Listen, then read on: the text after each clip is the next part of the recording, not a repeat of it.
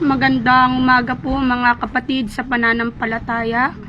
Muli narito ang unang sugo ng Diyos sa ating kapanahunan upang maghayag ng mga salita ng katotohanan sa mga taong di mulat. Kaya ang may pakinig ay makinig sa sinasabi ng unang sugo sa ating panahon, na si Pastor Leonides. Ugalayin ninyo pagbibigay ng pagbati ng magandang umaga, pero madalas kong sabihin sa inyo na wala pang umaga, wala pang magandang umaga, dahil sa hula ng mga propeta ang dilim ay tumakip sa lupain. Ipinakita rin sa Diyos ang Diyos sa akin dito sa Bangkal, Malolos, Bulacan, na ang isang baryo ay nakatakip ang dilim sa kanila, kaya maraming namatay dyan, maraming nagpapatayan sa pamamagitan ng pag-inom-inom ng droga, pagdadala sa ospital na wala namang kagalingan sa mga sakit na ginawan ng Diyos na parusa sa sangkatauhan. Binasak mo na yan pero ulitin natin, dahil ang babala ng Diyos sa mga taong hindi pasakop sa Kanya ay ito ang mangyayari. Lilipulin niya lahat, dahil sinabi niya sa akin, ilulunod niya ang Pilipinas. Sa paanong paraan ng paglunod? Ayan na, nakumang na Sinasabi ko sa inyo, mga barko na China, nagtanim sila ng mga bomba dyan sa karagatan ng West Philippine Sea. Pinakita sa amin, may kanyon pa. Anong sa ilalim ng tubig? Ano kaya ang klaseng kanyon ito na sa ilalim ng tubig? Para gunawin nila yung tinutungtungan na lupain ng Pilipinas. Ano kaya mangyayari sa Pilipinas kung maganap ito? Dahil nakabaon na. Ipinakita sa amin, kasama si Encantada, Diyosa ng karagatan, ang pangalan ay UAC. Okay, kaibigan namin yan, at pinakikita niya ang magaganap, at ito ay maaaring mangyari kung ipahintulot ng Diyos na maganap ito. Dahil kung pinahintulutan niya ang apat ng prinsipe doon sa Apokalipsis Kapitulo 7, pinahintulutan na niya siguro ang mga bansang ito na gunawin ang Pilipinas. So, di ba kayo natatakot dito? Na sinasabi ko sa inyo, minumulat ko lang kayo dahil wala kayong kamalayan. Hindi pa kayo gising, wala kayong kamalayan. Sa ibigang Ilis, you are not aware sa mga bagay na nangyayari sa ating kapanahunan. Dahil nung kapanahunan ni Jesus, nabanta na ito kay Jesus pero napigilan ni Jesus yung paggunaw dahil tinubos niya ang sangkatauhan. Yes, niya? Ngayon, kanino kayo nakautang ng buhay ngayon? Kay Jesus na. Dahil tinubos niya kayo. Tinubos niya tayo lahat. Yung mga taong tinubos niya noon, tayo na. Sinilang tayo mulit. Sa salitang reincarnation. Maniwala ba kayo sa reincarnation? Yan ang hinulan ni Haring Solomon. Doon sa Ecclesiastes Kapitulo 1, ayan ang reincarnation. Basahin mo nga. Kaya itong reincarnation, na silang uli yung mga tao na namatay noong panahon ni Jesus, at tayo pa rin, yung tao na nabuhay noon at namatay, at binuhay tayo ulit dahil sa kapangyarihan na binigay ng Diyos kay Jesus doon sa San Juan Kapitulo 5:25. Alright? So, hindi nyo alam ang kasulatan dahil hindi kayo nagbabasa at wala kayong paniwala sa kasulatan dahil sinabi nyo, gawa lang ng tao. Gawa ng tao, pero sinalita ng Diyos sa tao, kaya sinulat ng tao. Okay na? Alright, sige, basahin mo. Ecclesiastes 1:4. Isang sali ng lahi ay yumayaon, at ibang sali ng lahi ay dumarating. Ngunit ang lupa ay nananatili magpakailanman. So, ano ibig sabihin yan, salin? Yung kaluluwa na matay, isasalin ulit sa isang katawan na bagong silang ng mga sanggol. Yan ang pagsalin. Naintindihan nyo? Yung katawan mo nun, o kaluluwa mo, na matanda na, naging bata muli, at tatanda ka muli. At wala rin kabuluhan lahat yan kung hindi kayo tumalima sa Ebanghelyo. Kahit na pinakamayaman kayo sa buong daigdig, walang kabuluhan lahat yan. Gaya ni Haring Solomon. Ha? Noong panahon ni Jesus at si Lazaro. Dahil si Lazaro, pulubi. Hindi binibigyan ng pagkain. Anong ginagawa ni Solomon? Binibigay lang niya ang pagkain sa kanyang mga aso. Alagad na aso. Alam mo ibig sabihin yung alagad na aso? Sa mga sundalo na batigan niya. Siya lang ang pinapakain niya. Pero yung mahirap, hindi niya mabigyan. Kaya nung namatay sila pareho, si Lazaro napunta sa sinapupunan ni Amang Abraham at si Solomon napunta sa impyerno. Hindi ba sinaysay ko na yan sa inyo? Anong sabi ni Haring Solomon? Amang Abraham, utusan mo nga si Lazaro na isawsaw niya ang kamay niya sa tubig at ilagay sa aking bibig dahil mainit itong kinaroonan ko. Ano ibig sabihin? Impyerno, talaga kinaroonan niya. At humingi ng tulong ngayon kay Lazaro dahil si Lazaro naligtas, siya hindi naligtas. Anong sabi ni Amang Abraham? Meron kayong pagitan, hindi na pwedeng pumunta dyan sa inyo at hindi ka rin makapunta dito. Ganun ba? Sabi niya. Humingi na naman.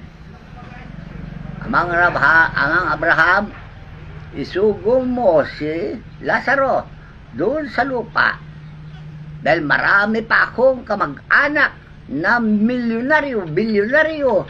Baka mapunta sila rito sa impyerno na kagaya ko. Anong sabi ni Amang Abraham? Marami ng propeta doon sa ibabaw lupa. Marami na. Pero kung maniwala sila sa mga propeta na yan, hindi sila makaparoon dyan sa impyerno na kinaunan mo. So, wala nagawa si Solomon, kundi hinintay niya yung siya'y patawarin sa impyerno. Dahil nagsisisi na nga siya. Pero huli na. Patay na siya. Ang pagsisisi habang buhay ka, magsisi ka na bago ka mapahawak sa impyerno. Dahil yan ang nakatala sa Biblia. Lahat ng sinungaling mapupunta sa impyerno. At lahat na hindi tumutulong sa kanyang kapwa, pupunta sa impyerno. Nandun sa Matthew 25:31. Yun naman sa impyerno, nandun sa Apokalipsis 21:8. Kaya basahin mo. Hindi nyo kasi paniwalaan ang Biblia eh. Dahil yan ang pasya ng Diyos. Dahil mula pa ng pasimula, ang tao eh, puro talentado, loko-loko, butangero, matigas ang ulo. Kaya yan ang pasya niya noon pa. Kaya matagal na panahon ng paghihintay ng Diyos ng tao ay magsisi. Dahil nung lalagyan niya ang mga tao, talagang bobo, walang utak. Hindi ginagamit ang utak sa wasto. Hanggang ngayon, yun ang sinabi niya sa akin. Kaya basahin mo. Apokalipsis 21:8. Ngunit sa mga duwag, at sa mga hindi mananampalataya, at sa mga kasuklam-suklam, at sa mga mamamatay tao, at sa mga mapakiapid, at sa mga manggagaway, at sa mga mapagsamba sa Diyos-Diyosan, at sa lahat na mga sinungaling, ang kanilang bahagi ay sa dagat-dagatang nagniningas sa apoy at asupre na siyang ikalawang kamatayan. Okay, na? Yan ang mga pasya ng Diyos sa mga taong makasalanan, matigas ang ulo. Unang-una, yung mga sinungaling, duwag. Ano yung duwag? Yung ayaw niya paglaban ang katuwiran ng Diyos, duwag yan. Hindi kagaya ni Jesus, Pablo, si Rizal, pinaglaban nila ang katuwiran ng Diyos. Pero pinagpapatay sila dahil ang tao, matigas talaga ang ulo. Dahil yan ang kanilang misyon na ginanap. Doon sa nakasulat sa Ezekiel, Kapitulo 2:1.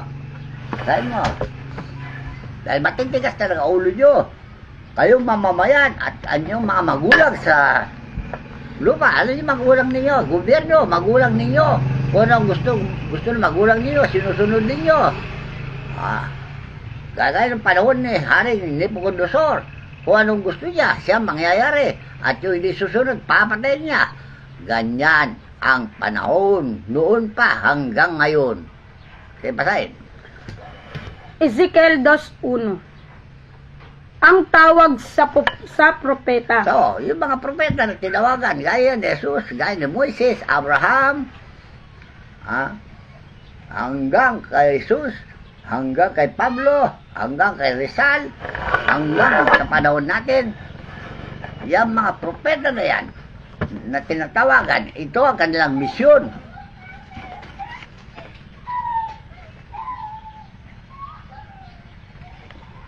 At sinabi niya sa akin, anak ng tao, tumayo ka ng iyong mga paa, at ako'y makikipagsalitaan sa iyo.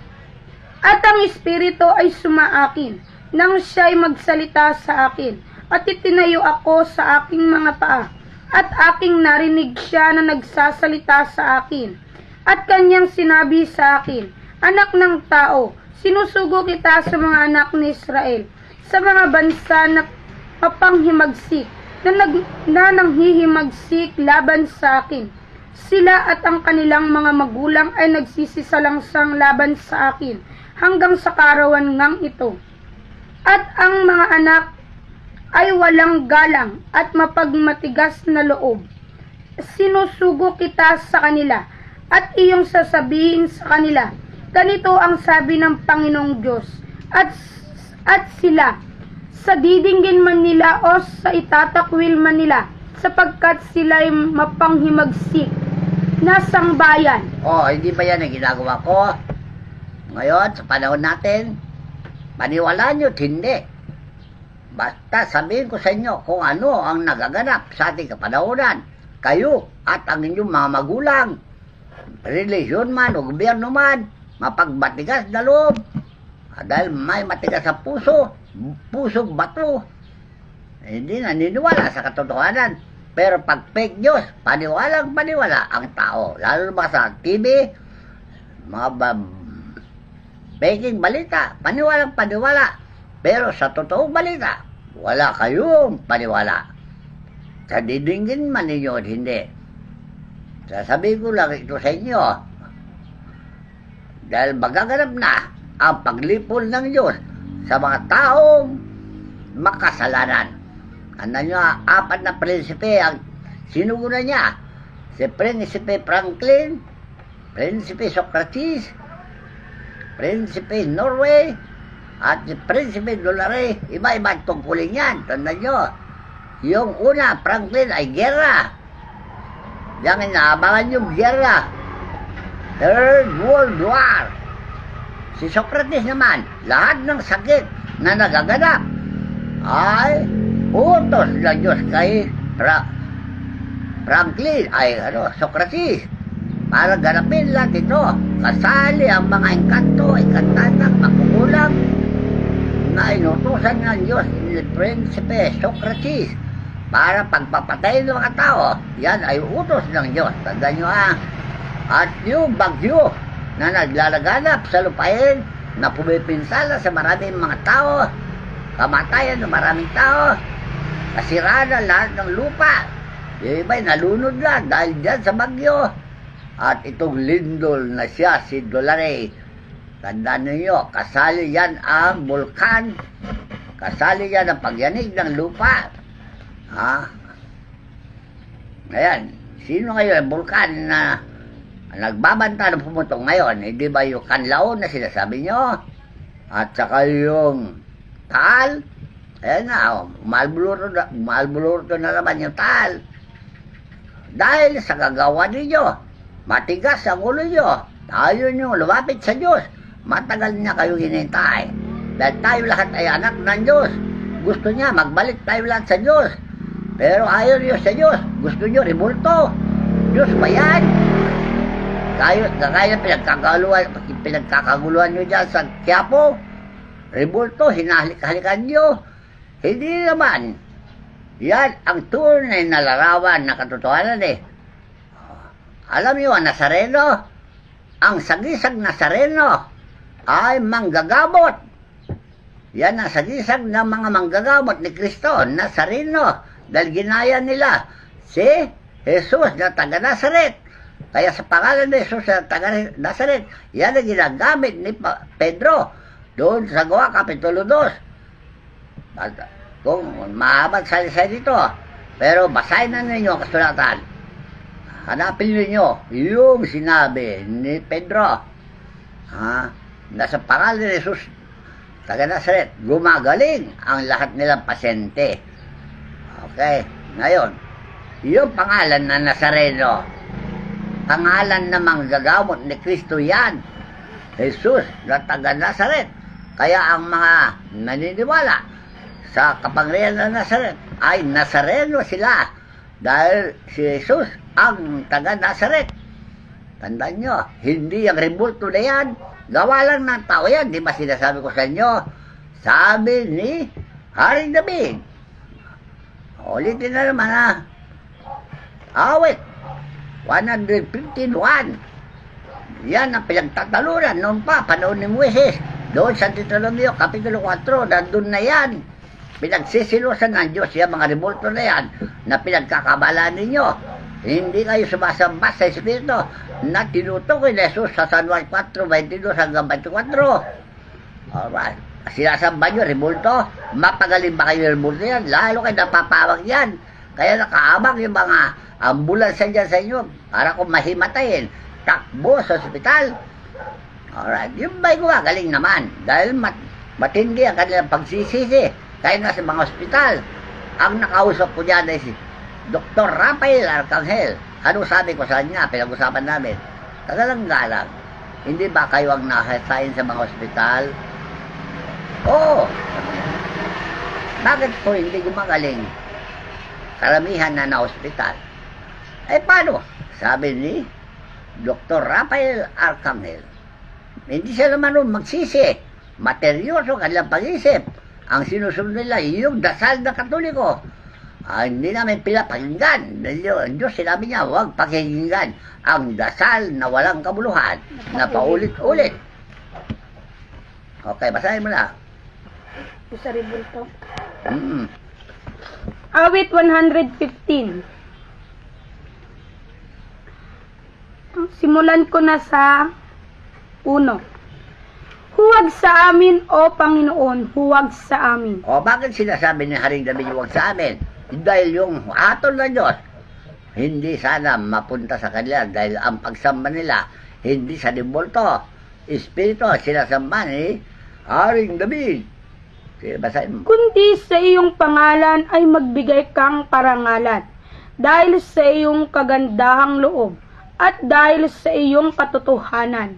Bakit sasabihin ng mga bansa, saan nandun ngayon ang kanilang Diyos?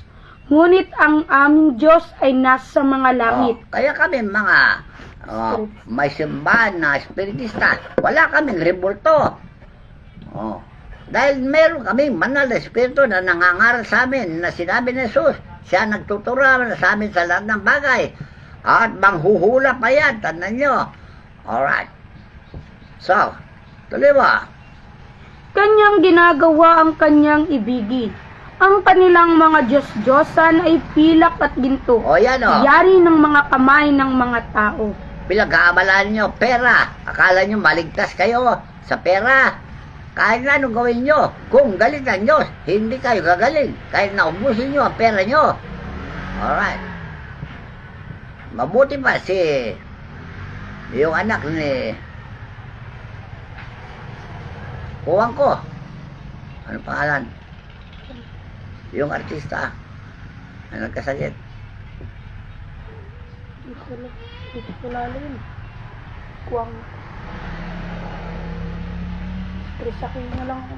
Chris Aquino. Hindi kuwang ko yun.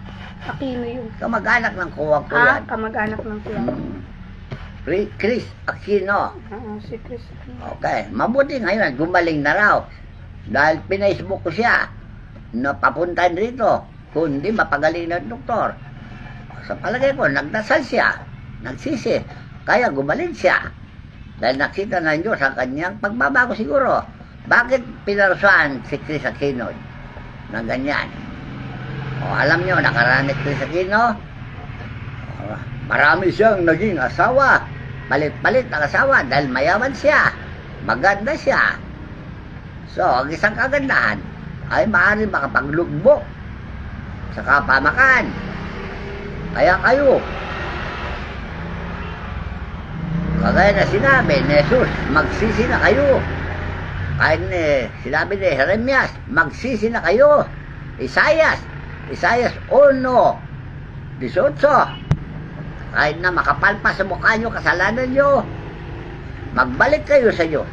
Papatawarin niya kayo dahil mapagpatawad si Kristo. Tandaan nyo ang Diyos, ang bigay sa niya na karapatan na mamatawad. Kaya pagpapatawad niya, sumobra. Dahil tinubos niya lahat ng tao. Dahil kapatid niya, tayo, tandaan nyo. Siya ang panganay nating kapatid na nabanal. Tandaan nyo Ito liwa. Sila'y may mga bibig, ngunit sila'y hindi nangagsasalita. Mga mata'y mayroon sila, ngunit hindi sila nakakakita. Sila'y may mga tenga, ngunit hindi sila nakakarinig. Mga ilong ay mayroon sila, ngunit hindi sila nakakaamoy. Mayroon silang mga kamay, ngunit hindi sila nakakatangan. Mga paa ay mayroon sila, ngunit hindi sila nakakakalakad. Ni nangagsasalita man sila sa kanilang ngalangala. Ang nagsisigawa sa kanila ay magiging gaya nila. Oo, bawat tumitiwala sa kanila. Okay, sila, yan ang pinaglaban ni Pablo doon sa Gawa 19 sa mga tao sa Efeso. Basahin na lang ninyo hanggang sa dulo. Dahil dalawang taon na pinaglalaban ni Pablo yung katotohanan, pero hindi maniwala yung mga gumagawa ng rebulto. Ano sabi yung mga gumagawa ng rebulto? Dito kami yumaman, tapos patitigilin pa kami. O bakit yumaman sila? Ang mamahal na rebulto niyo. May 50,000, may 100,000, kagaya ni Sanchez. Bumili na rebulto, nakasilaki ng tao, mas malaki pa sa tao. Naligtas ba si Sanchez? Hindi nagsisi si Sanchez. Kaya ganoon. So, itong pagsisisi na sinasabi ng Diyos kay Isaias 1:18. Basahin mo na. Isaias 1:18. Magsiparito kayo ngayon, at tayo'y mga katwiranan, sabi ng Panginoon. Bagaman ang inyong mga kasalanan ay maging tila mapula, ay magiging mapuputi na parang niebe. Bagaman maging mapulang gaya ng matingkad na pula, ay magiging parang balahibo ng pupa. Kung kayo'y magkusa at magmasunurin, kayo'y magsisikain ng buti ng lupain. Ngunit kung kayo'y magsitanggi at maghimagsik, kayo'y lilipulin ng tabak sapagkat sinalita ng bibig ng Panginoon. Yan pagnipol na yan, nangyayari na. Dembaksak, COVID-19, at marami pang sakit na sinasabi nyo.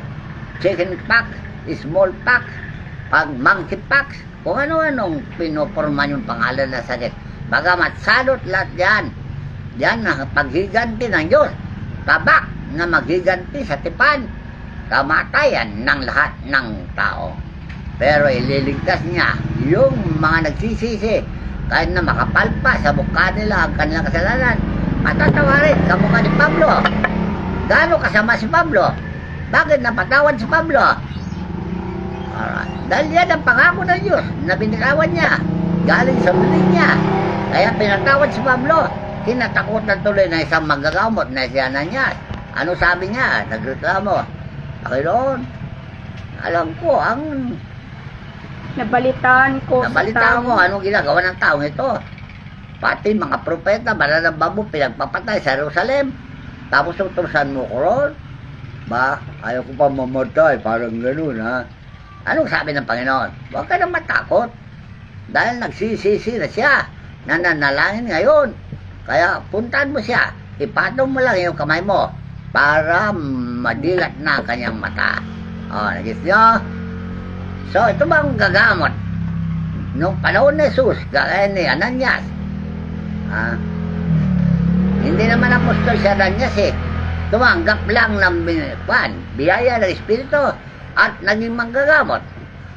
So, ngayon sa panahon natin, ang mga manggagamot na alagad ni Kristo, sila ang pinagkalooban na magpagaling na maraming sakit at lahat ng uri ng karamdaman. Kita na. So, paniwala ba niyo ito? Dahil ito'y gawa ng Espiritu Santo, hindi gawa ng tao. Kagaya na sinasabi nyo, gawa ng tao lang ang Biblia. Bakit? Sumunod kami sa Biblia at nakamtan namin itong biyaya na ito. Tandaan nyo Basahin ko lang. Sige, basahin mo. San Juan 1:1. Nang pasimula siya ang berbo, at ang berbo ay sumasa Diyos, at ang berbo ay Diyos. O, see? Ano yung berbo? Salita. Ito salita ng Biblia. Hindi ba Diyos yan? Salita ng Diyos yan? At yan ay pupunta sa kanyang kapwa Diyos. Sino ang Diyos na pupuntahan niya? Yung mga banal na hinirang na pinahiran at sinugod niya sila upang magpagaling na sakit at lahat ng uri ng karamdaman. Nandiyan sa Matthew 10:1.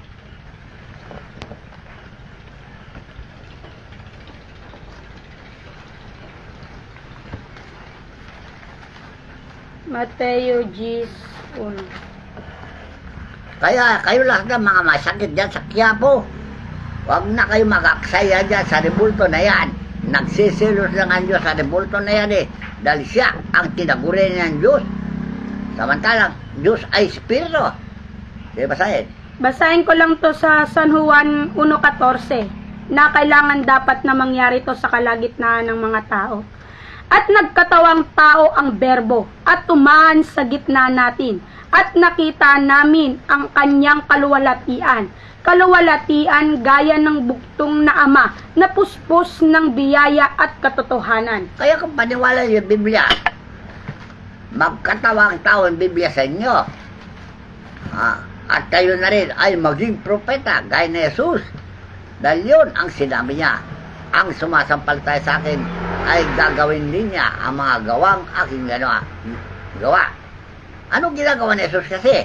Nandyan sa Matthew. Basahin ko na lang yung 10. Basahin mo na yung kwan. Mateo 10:1. At pinalapit niya sa kanya ang kanyang 12 alagad, at binigyan niya sila ng kapamalaan laban sa mga karumaldumal na espiritu, upang mapalabas nila, at upang kanilang mapagaling ang lahat ng sari-saring sakit, at ang lahat ng sari-saring karamdaman. Ang mga Alright. Ngayon, alam na ninyo kung bakit hindi ko magaling ang sakit. Dahil hindi nyo napalayas yung karumaldumal na espiritu na sinabi na Jesus. Kaya palisin nyo muna yung karumaldumal na espiritu na sinabi ni Jesus para gumaling ang sakit. Hindi yung indiksyon kayo ng indiksyon, opera ng opera. Hindi naman nyo makita sa x-ray yung karumaldumal na espiritu. Wala ko nabalitaan na nakuha sa x-ray aparato ang espiritu. Tandaan nyo puro kuro-kuro nyo lang, hindi yun. Dahil nakita ngayon, tinitignan ko, wala naman ako makita na sakit na tao. Kuro-kuro lang ninyo yun. Kunyari, nagdadrama kayo lang sa laman ng mga tao. Wala akong makita sakit doon sa aparato na x-ray. Tandaan nyo na negative. Alright.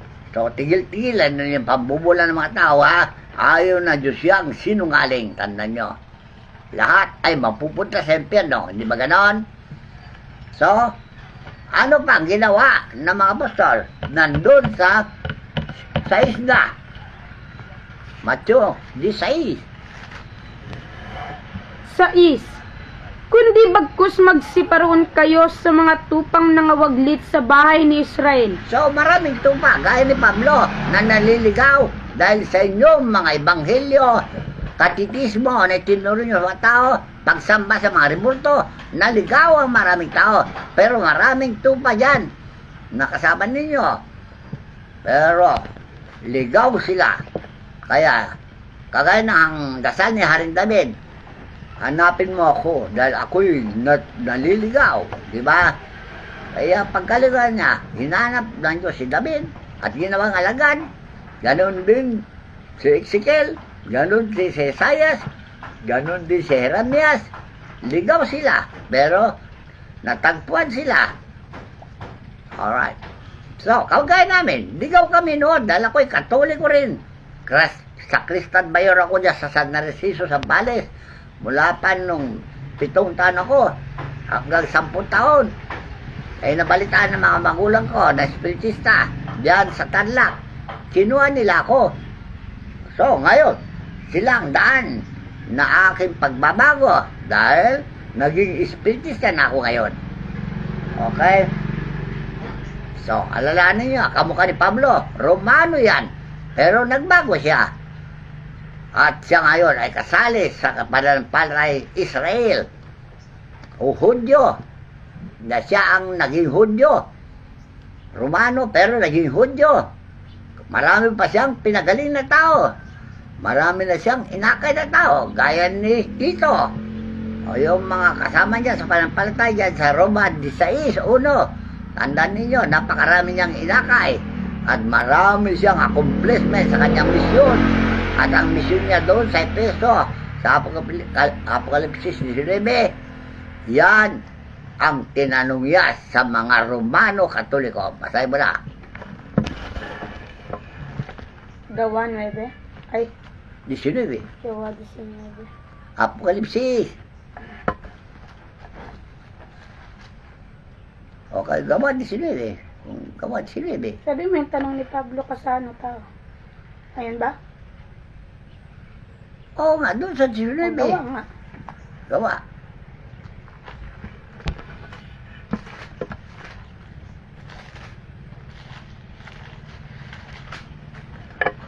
Gawa 19:1.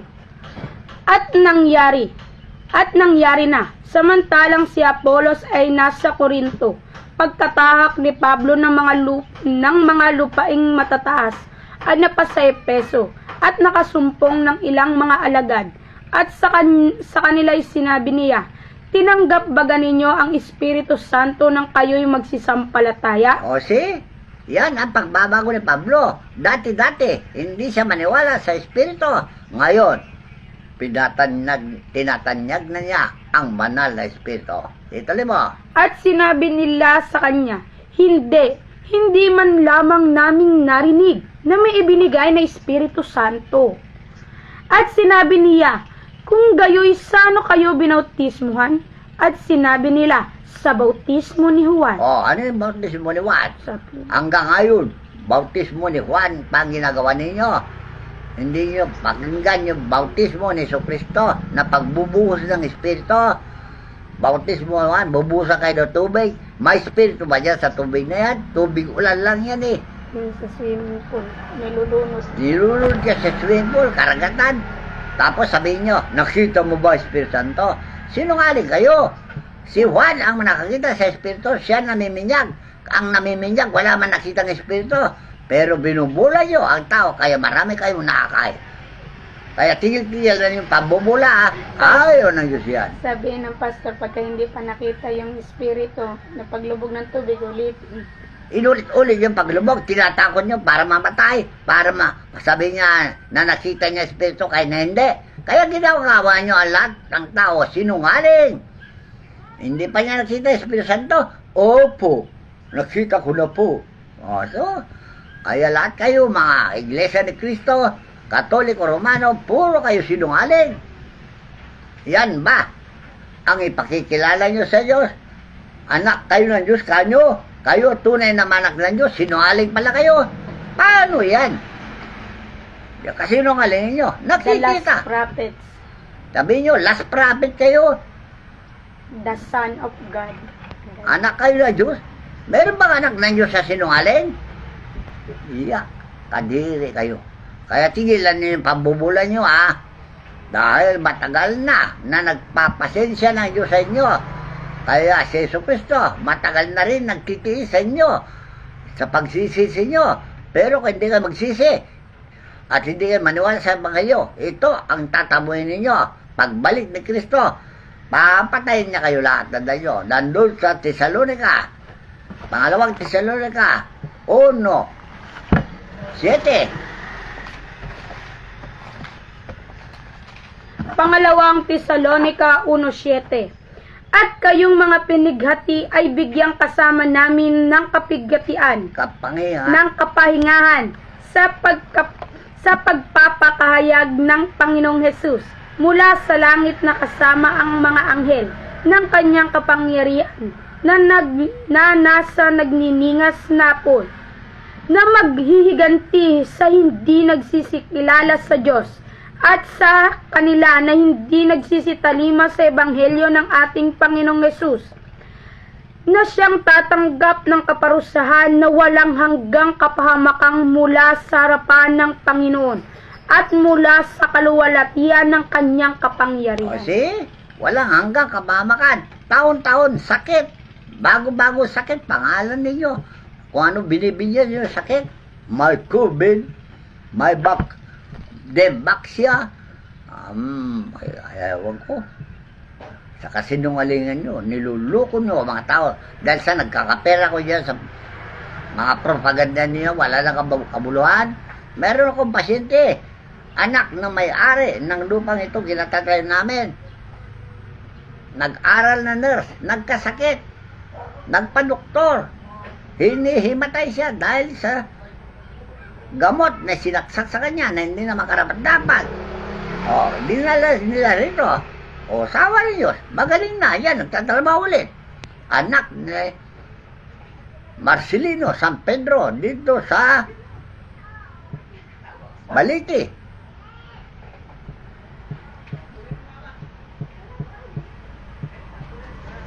Malolos, Bulacan. Tandaan nyo kung gusto nyo malaman, magtanong tayo kayo sa kanila kung ano nangyari sa kanila. Marami na akong pasyente na niligtas. Buhay pa sila hanggang ngayon. Magtanong kayo sa kanila kung ano ang pananampalataya na hawak namin. Totoo ba dito? Pero sinabi nyo kulto. Ay, di ba nyo pinaliwanag ang kulto? Kaya niluluko na naman yung tao. Ano ang meaning ng kulto? Uri ng pananampalataya. Ito ba'y totoo uri ng pananampalataya? O yung sa inyo? Kamu kayo Katoliko, totoo ba yan? Yung Iglesia ni Cristo, totoo ba yan? Born again, totoo ba yan? So, linawin nyo sa mga tao na bubulo na naman kayo. Sinisiraan nyo ang katotohanan. Sabi nyo, kulto. Samantalang ito ang tunay na pagsamba na sinasabi ni Jesus sa San Juan Kapitulo 2, 22 hanggang 24, si Basahin. Kaya yung pagsamba sa mga Diyos-Diyosan, tigilan ninyo yan. Kawawa kayo. Walang hanggang kapalakan ang taboy ninyo. Kung maaari lang, pumarito na kayo. Dahil si Jesus ay nandito sa amin at ang amang makapangyarihan na sa lahat nandito sa amin. At lahat ng mga arkanghel nandito sa amin. Pinangunahan ni San Miguel Arkanghel. Tandaan nyo So, kung maniwala kayo, lumapit kayo. Kung wala kayong paniwala, huwag na kayong lalapit dahil wala kayong matatamong kaligtasan. Ito lima. San Juan 4:22 hanggang 24. Sinasamba ninyo ang hindi ninyo nalalaman. Sinasamba namin ang nalalaman namin, sapagkat ang kaligtasan ay nanggagaling sa mga Hudyo. Datapwat dumarating ang oras at ngayon nga, nasasambahin ng mga tunay na mananamba ang Diyos sa Espiritu at katotohanan, sapagkat tinahanap ng Ama ang mga gayon na maging mananamba sa Kanya. Ang Diyos ay Espiritu, at ang mga sa Kanya ay nagsisisamba ay kinakailangan magsisamba sa Espiritu at sa katotohanan. Alright. Naintindihan nyo sinabi ni Jesus na yun? Sinasamba namin ang nalalaman namin. Ibig sabihin si Jesus ang unang sumamba sa Espiritu. Hindi lang si Jesus, si Adan, si Noe, si Abraham, si Moises, yung mga propeta, sila ang mga sumasamba sa Espiritu. Naniniwala kayo pala sa mga propeta, pero hindi paniwalaan nyo kanilang sinasamba. Kagaya ni Jesus, sinasamba niya ang Espiritu. Tapos kayo, Sabi nyo, Kristiyano kayo, hindi naman kayo sumasamba sa Espiritu. Isang katutak kayong sinungaling. Lahat ng sinungaling sinabi ko sa inyo, parurusahan ng Diyos yan, impyerno abutin yan. Kaya habang may panahon yan pa, yung offer ng Diyos kay Isaias na lumapit na kayo, kahit na isang katutak kasakit nyo, kahit na makapalpas sa mukha nyo, patatawarin kayo dahil Diyos mapagpatawad, dahil anak tayo lang ng Diyos, gusto niya makabalik tayo lahat sa Kanya. Tandaan nyo sa pamagitan ng pamamaraan ng pagtuturo ng pagsisisi, makabalik tayo sa Kanya. Dahil sa Ebanghelyo, tandaan nyo, basahin mo, 1:16 ng Roma, ang Ebanghelyo ni Pablo ay kaligtasan ng lahat ng mga tao dahil nung nangangalis sa Ebanghelyo at pinapawisan siya. Alam nyo, ang gamot nila, yung pawis ni Pablo, kinukuskus nila yung panyo nila. At sa pawis ni Pablo at kinukuskus sa kanilang mga sakit, may sakit, ay gumagaling. So, yung imahin niyo yung Nazareno, hindi si Pablo yan. Si Jesus, kakaiba biyahe niya. Hawakan mo lang yung laylay ni Jesus, gagaling ka na. Hawakan ka lang ni Jesus, gagaling ka na. Pagwikaan ka lang ni Jesus, gagaling ka na. Yan ang kapangyarihan ni Jesus Cristo. Hindi yung pawis. Si Pablo, yan ang kapangyarihan niya, pawis. Idikit mo lang katawan mo sa kanya, gagaling ka na. Okay na. Yung panyo pa kaya? Idikit mo yung panyo, gagaling ka na. Yung katawan mo, idikit mo, gagaling ka. Okay na ba na? Yan ang kapangyarihan ni Pablo. Hindi yung revolto yan na pinagkakabalan ninyo. Kaya nakaabang tuloy yung mga ambulansya, naghintay sa inyong mga kamatayan para magkaper naman ng funerarya. Uy, my goodness. Anong klaseng paninindikato ito? So, patong-patong din natin yung sinabi ni Pablo doon sa Gawa 19.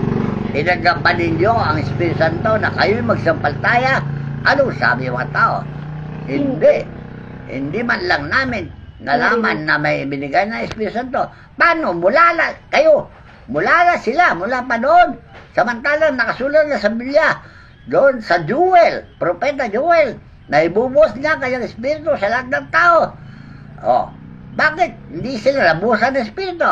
Dahil wala silang paniwala sa Espiritu siguro. Kagaya ninyo ngayon. Wala kayong paniwala. Kaya hindi kayo nabuhusan ng Espiritu. Ito lang mo yung Gawa 19. 19.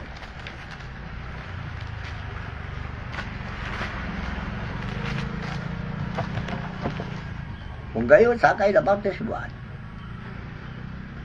At sinabi ni Pablo, nagbautismo si Juan ng bautismo ng pagsisisi, na sinasabi sa bayan na sila'y magsisampalataya sa darating sa hulihan niya, sa makatuwid bagay kay Jesus. So, hindi na bautismo ni Juan bautismo na ni Jesus, yung pagbubuhos ng Espiritu.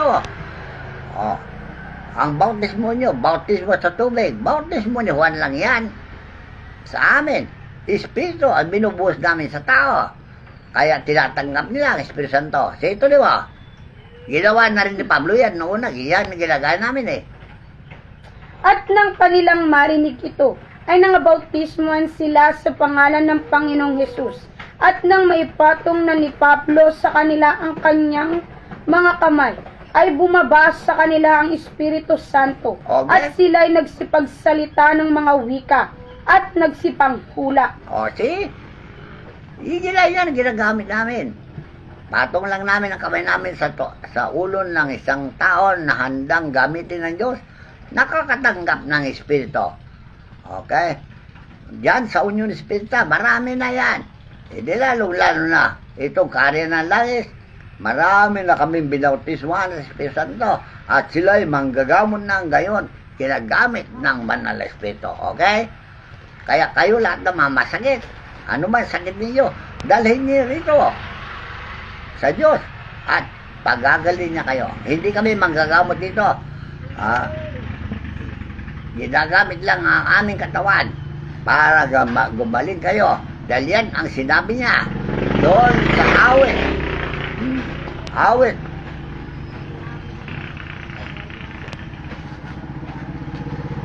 Ano po? 109 ay awit 99.5.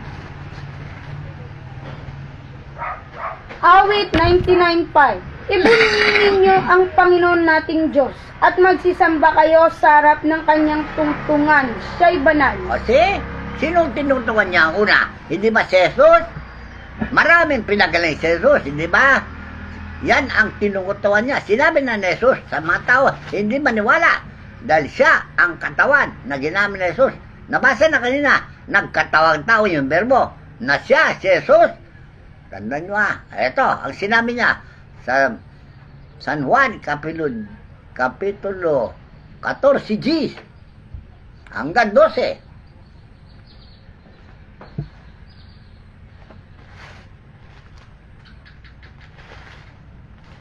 San Juan 14 Gs hanggang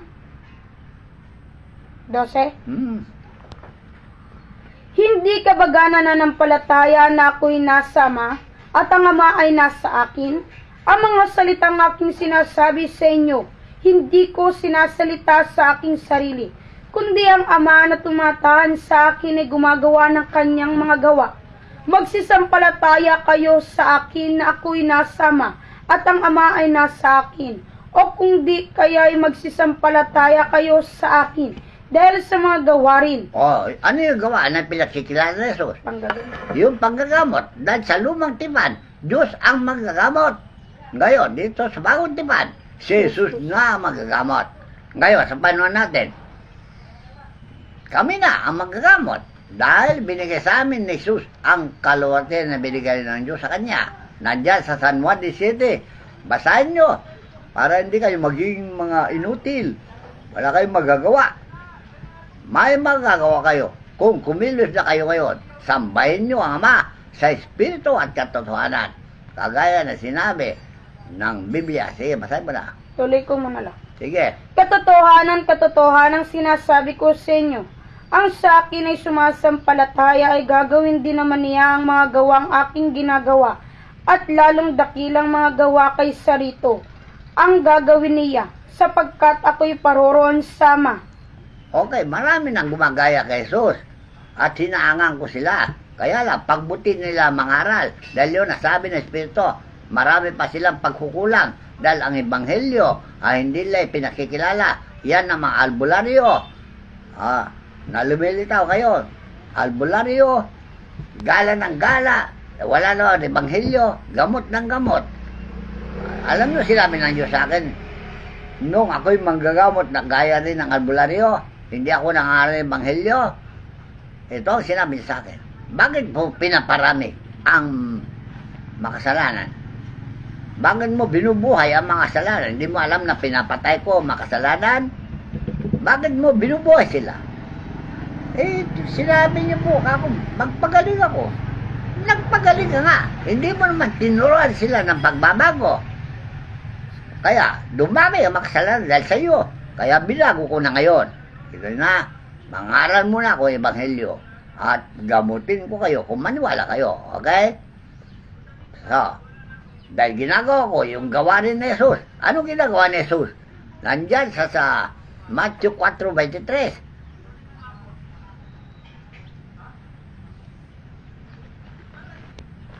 Saan lang? Matthew 4:23.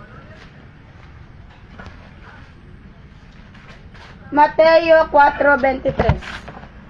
At nilibot ni Jesus ang buong Galilea na nagtuturo sa mga sinagoga nila at ipinangangaral ang ebanghelyo ng kaharian at nagpapagaling ng lahat ng sari-saring sakit at ng lahat ng karamdaman na nasa mga tao. Kagaya din yung mga apostol, sari-saring sakit at karamdaman, parang sari-sari store ang dating.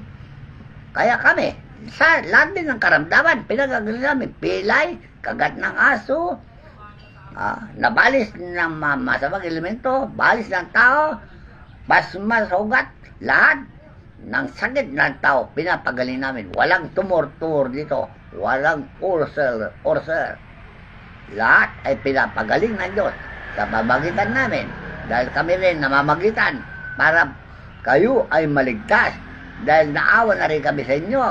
At ang sakripisyo namin, matagal na. Lalo na ako. Mas matanda pa ako sa mga magagamot na nababalitaan nyo. Bilarde. Ano pa? Villanueva. Kibuloy. Lahat na magagamot, matanda ako pa dyan. 1974 pa ako, tandaan nyo. Ako nagpalakas sa kanila dahil dinadalayan ko na lumakas ang kanilang pangyari para makatulong sa mga tao. Pero nagsalita sila laban sa Diyos. Kaya ganyan.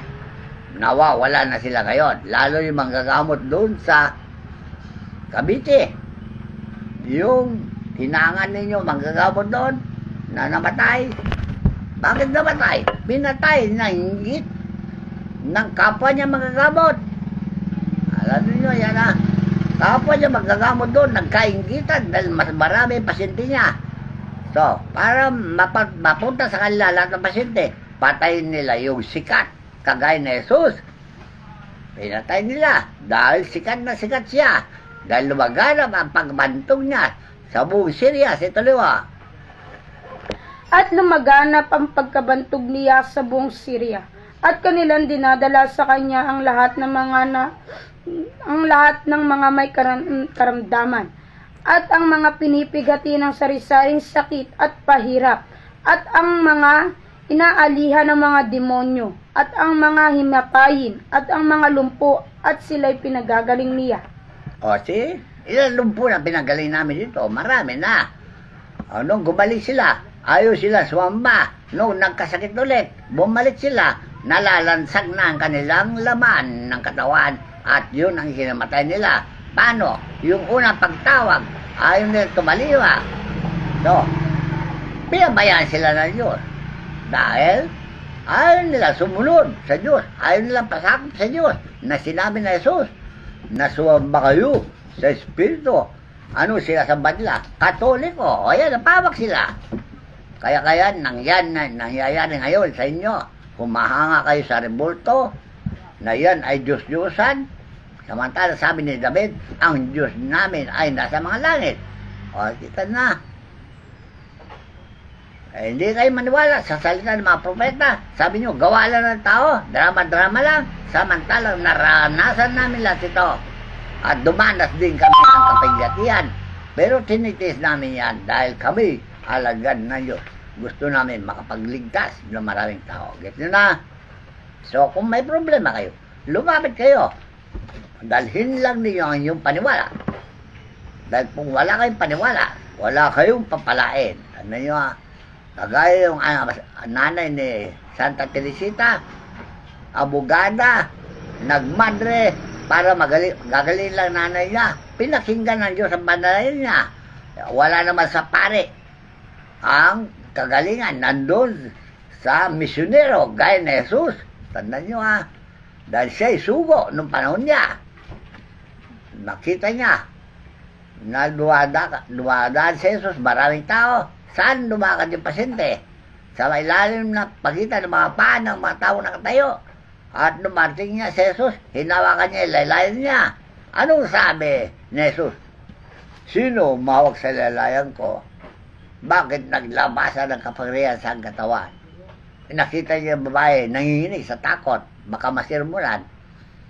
Hindi siya nasirmulan. Ano sabi niya? Babae, lakasan mo ang iyong paniniwala. Pinagaling ka ang iyong paniniwala. Okay na. Kaya ang paniwala nyo, siya ang makakagaling sa inyo. Kaya lumapit na kayo. Dahil yan ang sabi ng Jesus noong panahon niya. Nagdasal niya. Ano sabi niya sa San Juan 17:26?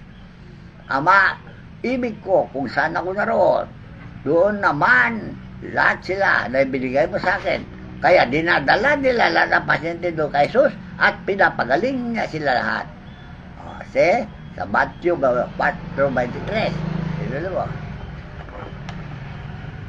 At lumaganap. Tapos na yun, nabasa ko nun. Alright, nabasa na pala. Dahil sa kasikatan niya, dinadala nila ang mga pasyente sa kanya. Tamo ka sa akin ngayon.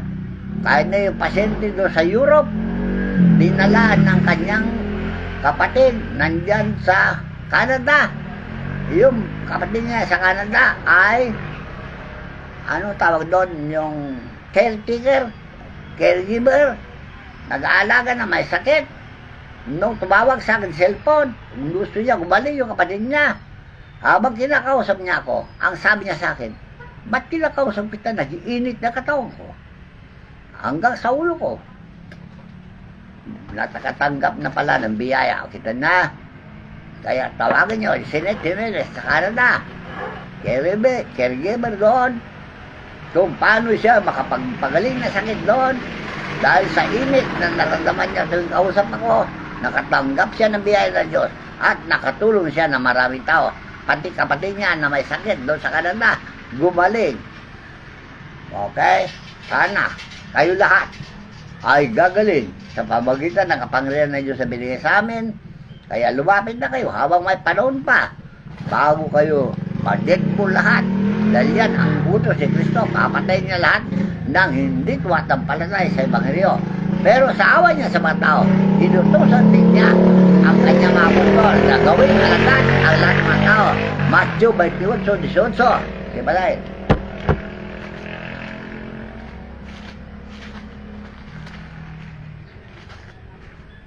Mateo 28:18. At lumapit si Jesus sa kanila, at sila'y kaniyang kinausap, at sinasabi ang lahat ng kapamalaan sa langit at sa ibabaw ng lupa ay naibigay na sa akin. Dahil dito yung magsiyaon nga kayo, at gawin ninyong mga alagad ang lahat ng mga bansa, na sila inyong bautismuhan sa pangalan ng Ama at ng Anak at ng Espiritu Santo, na ituro ninyo sa kanila na kanilang ganapin ang lahat ng mga bagay na iniutos ko sa inyo. At narito, ako'y sumasa inyong palagi hanggang sa katapusan ng sanglibutan. See? Matagal na naghihintay ng Diyos sa inyo dito sa amin. Kaya sinabi niya sa akin, yan ay pakilala mo, kumbinsin mo sila para lumapit sa akin. O, kita niyo, kaya ginagawa ko lahat dahil ako'y utusan lamang, sugo. Tandaan niyo sa ating kapanahunan, inuutosan niya ako na ideklara ko mga bagay na ito.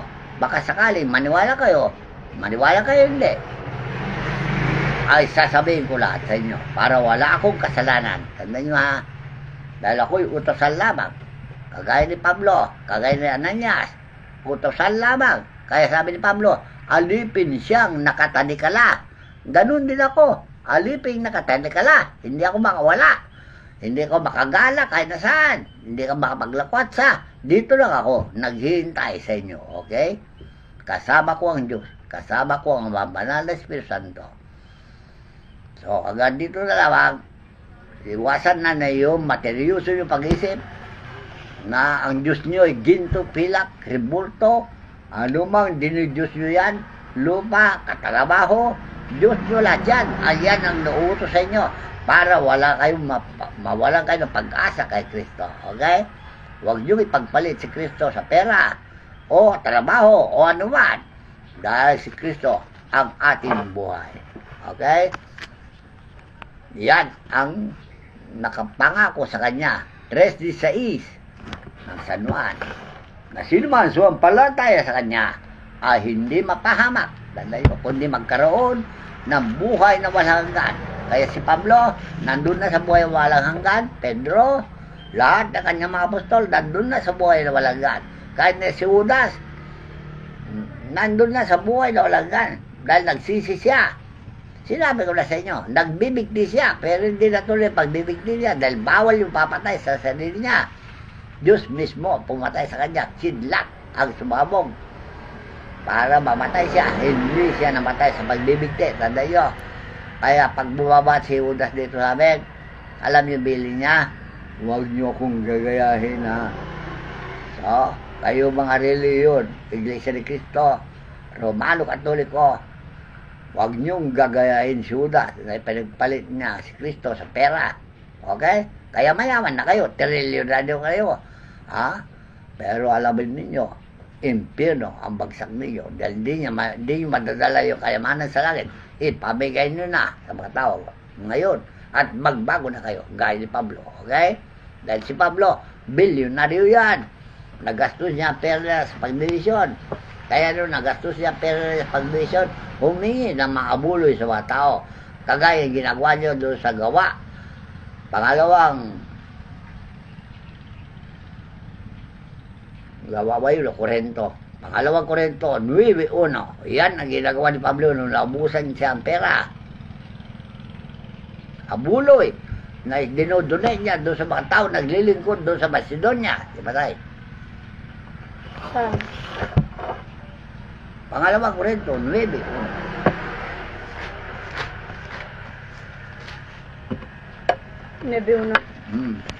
Pangalawang Korinto 9:1.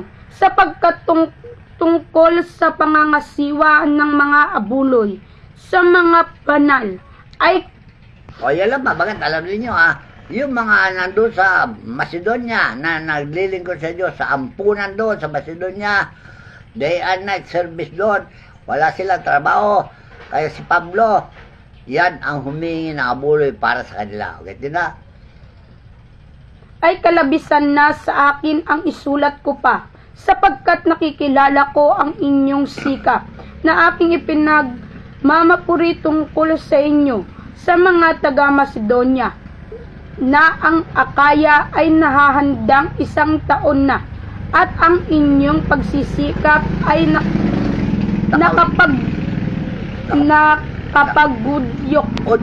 nakapag-udyok sa lubang marami sa kanila. Datapwat sinugo ko ang mga kapatid upang ang aming pagmamapuri dahil sa inyo ay huwag mawalan ng kabuluhan sa bagay na ito, na ayon sa aking sinabi, kayo'y mga kapaghanda,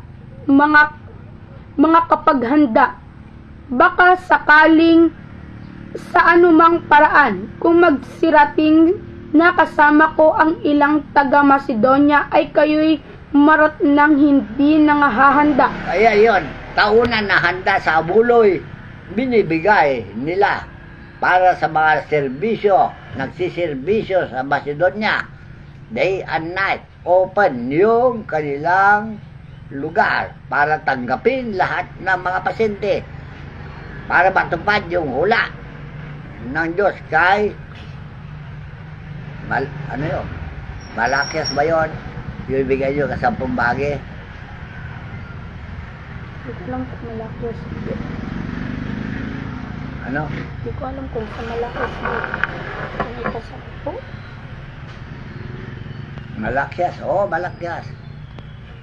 3:1, yung ika-10 bagay na ginagawa ninyo para sa mga manggagawa na tinatawag ninyong first liner na manggagamot sa Macedonia. Yan ang binibigyan ng 10% para sila'y may makain. Diba tayo na? Tungkol sa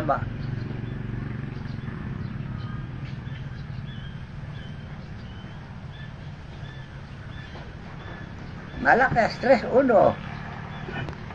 Ano to yung narito ang aking sugo ay ang aking sugo at siyang magkahanda ng daan sa Malakias 3:1. Iba naman dito sa 2. Iba rin dito. 3:1 kasi. Ayun nga, yun yung narito ang aking aking sinusugo, ang aking sugo. At siya maganda ng daan sa harap ko. Ayun.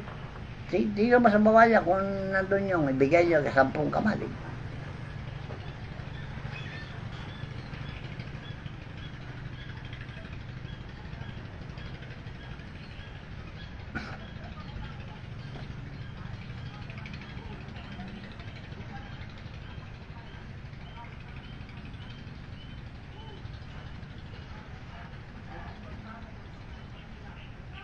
Wala. Alright. Pasensya na kayo dahil ako'y matanda na. Nakakalimutan ko na lahat. Karamihan na doon sa mga sita at natutukan ko noong 1975. Ako din nakakalimutan ko na kanasan. So, magsaliksik na kayo. Alam nyo yan. Dahil nagbabasa rin kayo ng Biblia. Hindi mo sinabi niya, ibigay nyo sa akin ang 10 sa kamalig para may pagkain sa aking bahay at subukin ninyo ako ngayon. Kundi ko ibuhos sa inyo ang dungawan ng langit na ibubuhos ko ang pagpapala na walang silid na kalalagyan. Okay na. Saan yung abuloy na yon na sinasabi ni Pablo? Para sa mga pagkain ng mga naglilingkod sa Diyos. Lalo na sinasabi yung ampunan. Alam niyo ampunan? Hospital yan. Inampun nila ang mamasakit. Kagaya na Jesus, nag-ampun at dinadala sa kanya ang lahat na may sakit. At yung pagkain na yan ay binibigay din ng tao na sinabi niya doon sa Matyo. Yung babae na hininga nila buloy, isasay lang niya, binigay pa pati yung lahat ng kakainin niya para sa abuloy ni Kristo. At yun ang pinagpagayo sa mga tao, hindi naman pagkain na maalagan, hindi naman pagkain sa kanila, kundi sarili ng tiyan na sinabi ni Isaias. Lumalulubat. Okay? Marami akong sasabihin sa inyo na istorya ng kanilang nakaraan. Pero hanggang dito na lamang, magtanong kayo kung mayroong gusto yung malaman at sasabihin ko sa inyo. Kaya lang, taligdan ninyo yung mga ayaw ng Diyos dahil ang Diyos ay sinuso, mapanimbuguin.